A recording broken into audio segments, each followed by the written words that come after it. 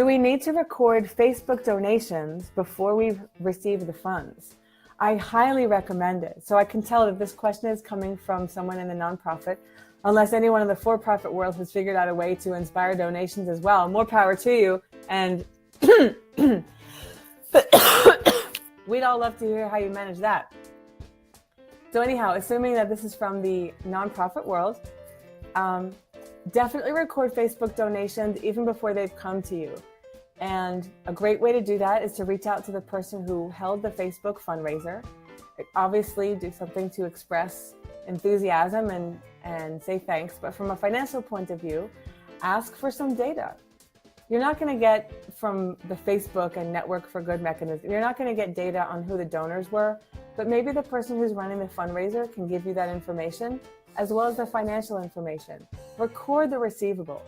I know that there are a lot of smaller nonprofit and for-profit organizations who think, you know what, I'm just going to have my accounting records on a cash basis.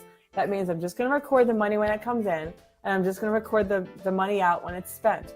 I get that. And I also understand the perception that that is what's real. I challenge that.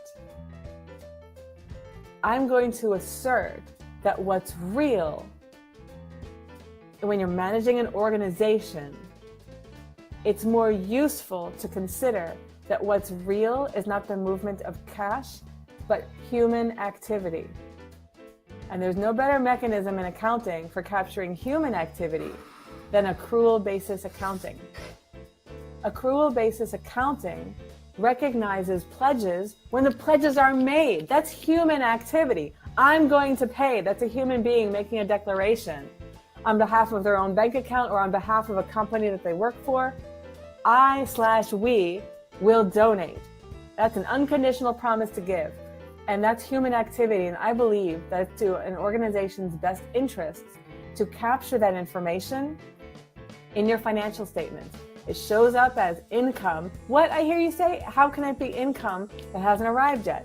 On the accrual basis, where you're documenting human activity, it's revenue, it's income, and it's also a receivable. So when you're looking at accrual basis financial statements, you don't just look at the income statement and think, wow, revenue, expenses, net at the bottom, the bottom line. That's how well we did in cash. No, if you're looking at accrual basis, you're saying, this is what happened for human activity in the area of revenue. This is what happened for human activity in the area of expenses. We receive services, we receive products, regardless of whether we pay for them. And to give you the complete picture, you look at the balance sheet. Do we have receivables? Do we have payables? Receivables, what have people promised to us that they have not yet delivered in the form of cash? Payables, what promises have we made to others that we have not yet delivered in the form of cash? That's how those two financial statements fit together and really give you a picture of the human activity as well as the cash activity that's going on in the organization. And between the two of them, it's such a powerful combination of what's so right now, what's going to be so in the future, and what happened in the past to get us to where we are today. Boom! And they say that there's no accounting philosophy. Oh, my friends, I beg to differ. So the reason why I recommend that you do the legwork to get this information about how much was donated, the human activity has taken place. Don't you want to make sure it actually gets into your bank account? Record the receivable or recognize the revenue as a pledge, and it's more than a pledge actually, it's an actual payment. It's just that the payment hasn't made it into your organization's bank account yet. Keep track of that, and what better place to keep track of it than in the financial statements? What, you want a separate spreadsheet for this? No separate spreadsheet. And I'm a spreadsheet wonk. And if Jamie the spreadsheet wonk is telling you no separate spreadsheet for this, then include it in your accounting system. Because here's where the action comes. You should never have information just for the sake of information. The only point is to do something about it.